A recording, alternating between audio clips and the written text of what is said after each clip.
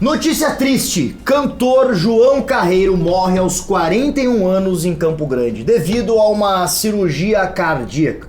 Fica até o final desse vídeo, protagonista, que eu vou te falar o que é essa patologia, quais as causas, sintomas e tratamento. E o que aconteceu com esse cantor sertanejo que morreu tão jovem. Diretor, solta a vinheta!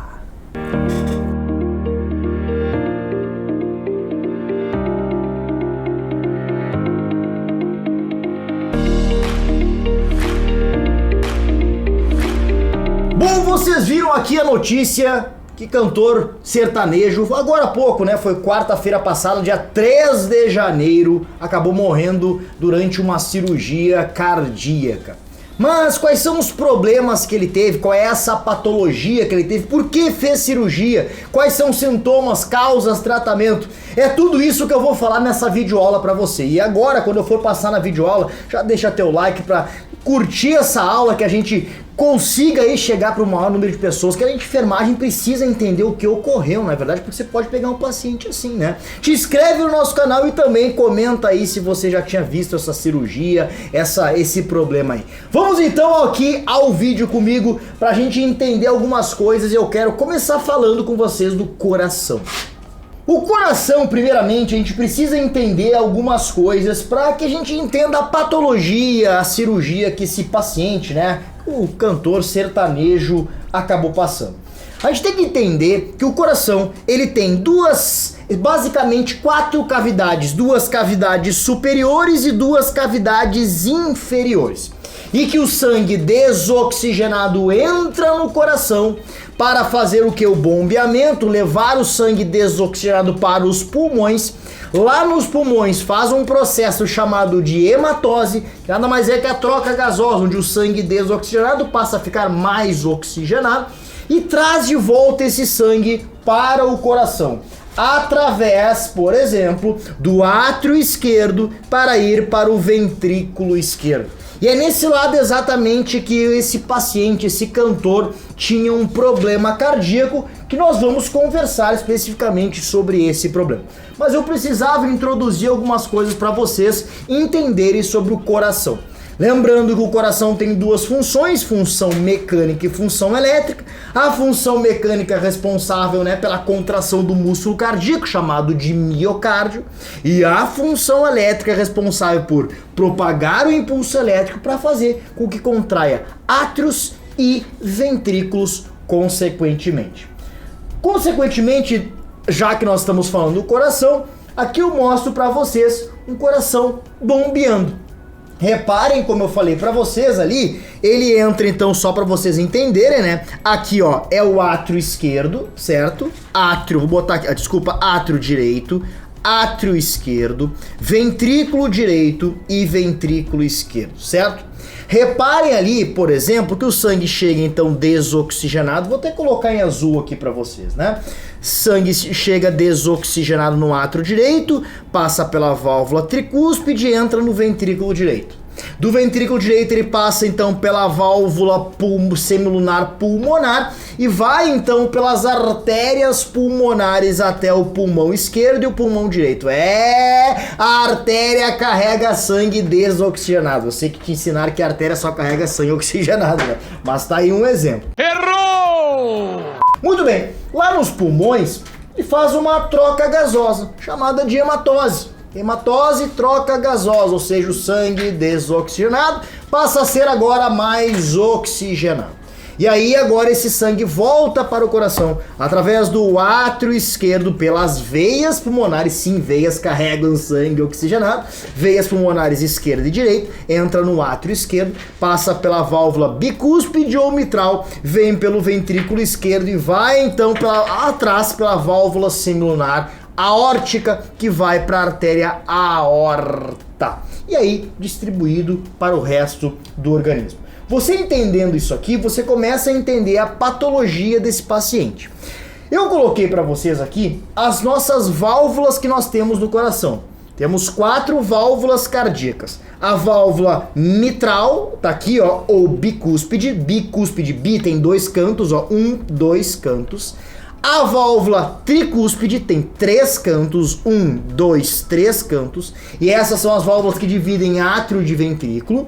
E nós temos as válvulas semilunares. Semi porque são menores, lunares de lúmen, lúmens menores, né? Lúmen nada mais é do que o diâmetro, né? Então válvula aórtica, semilunar aórtica, que leva sangue oxigenado lá para a aorta, e válvula semilunar pulmonar, que leva o sangue desoxigenado para os pulmões. Se eu voltar aqui nesse desenho, nesse vídeo, vamos dizer assim, vocês conseguem perceber, ó, vamos lá só nas válvulas aqui, tá? Ó, válvula tricúspide, 3 cantos, lembra, ó, tem 1, 2, 3 aqui, estão vendo aqui? Válvula bicúspide ou mitral, que é o problema que nós vamos falar, 2 cantos aqui. E tem a válvula semilunar pulmonar, porque vai para os pulmões, e a aórtica não aparece aqui, porque ela tá aqui atrás, ó, ela tá aqui assim, ó, então ela não aparece e depois vai lá para a aorta, certo? Então tá aí as 4 válvulas cardíacas, válvulas do coração. E o que é essa patologia desse cantor? A patologia do cantor, galera, nada mais é chamada de, anota aí, de prolapso, olha só, prolapso de válvula ou válvula, dependendo da literatura que você pegar, mitral. Nós sabemos então que válvula mitral ou bicúspide é aquela do lado esquerdo, que divide o átrio esquerdo do ventrículo esquerdo, como está mostrando aqui. Muito bem. O que acontece, lembra? Recebe o sangue oxigenado dos pulmões e passa pela válvula bicúspide ou mitral e vem para o ventrículo esquerdo para ser enviado para a aorta. Muito bem, mas o que é prolapso? A gente precisa entender o que é prolapso. Prolapso, por exemplo, tem o prolapso retal, quando o ânus, por exemplo, canal retal, ele sai para fora.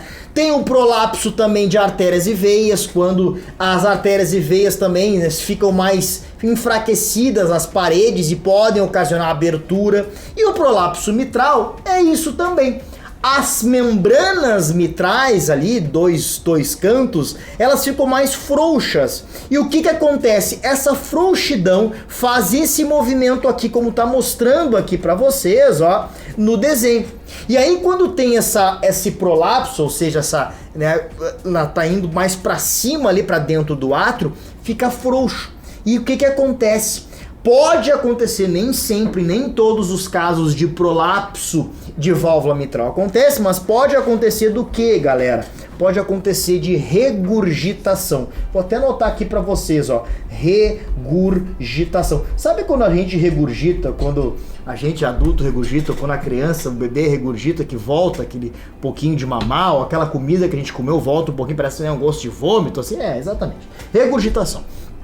O que acontece? O sangue que era para vir para cá, né, entrar no átrio esquerdo e vir para o ventrículo esquerdo e ficar, porque daí a válvula se fecha, ele vai para lá pela aorta, como ele tá com prolapso, tá frouxo e tá ali para cima, ele acaba regurgitando, ou seja, voltando para o átrio esquerdo, batendo na parede do átrio esquerdo. E isso, gente, não é legal. Por quê? Porque esse sangue oxigenado deveria ir para o resto do organismo e não está indo. E aí a pessoa começa a pode apresentar sintomas. Calma, tá? Se você foi diagnosticado com um prolapso mitral ou sabe de algum paciente, a todos tem que fazer cirurgia? Não, porque tem casos que são assintomáticos e a pessoa consegue viver uma vida com qualidade de vida, mas claro, cuidando, né, exercícios físicos de muito esforço, estresse, assim por diante. Então, ele chegou num ponto que ele precisou fazer um procedimento porque ele estava apresentando sintomas, ou seja,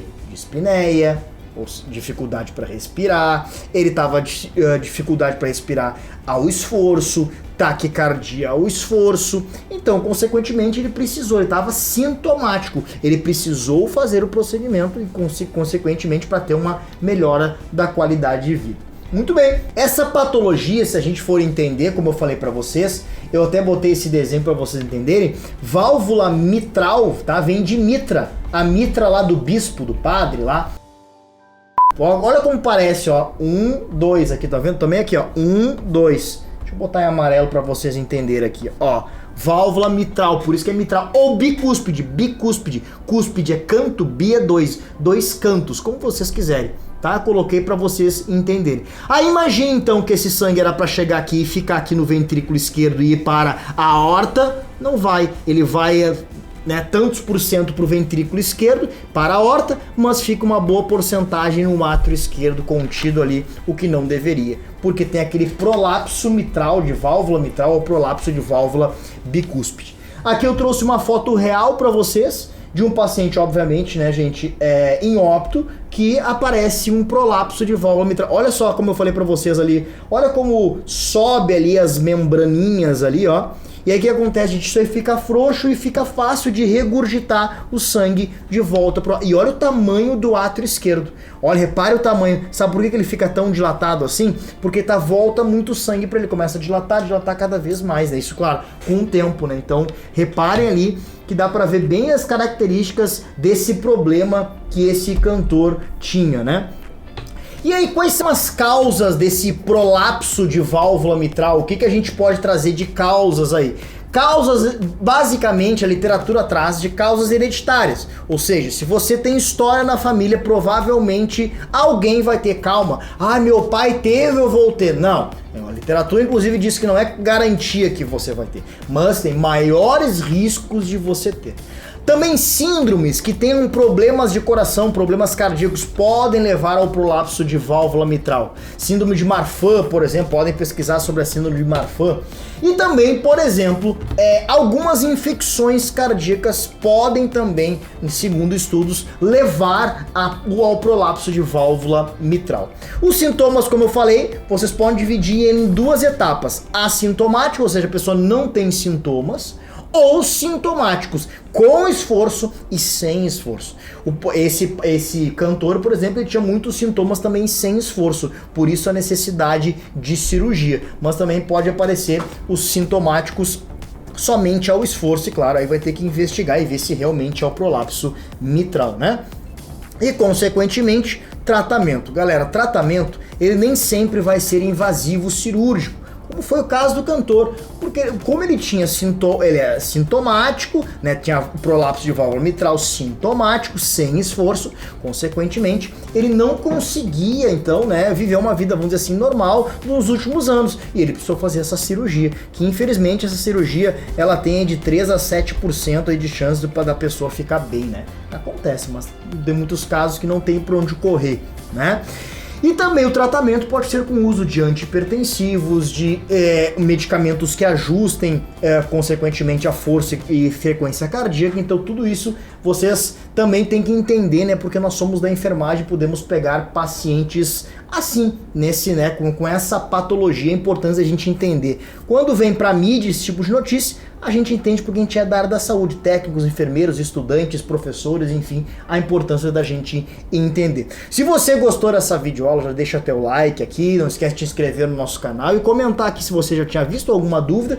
E eu quero te fazer um convite especial.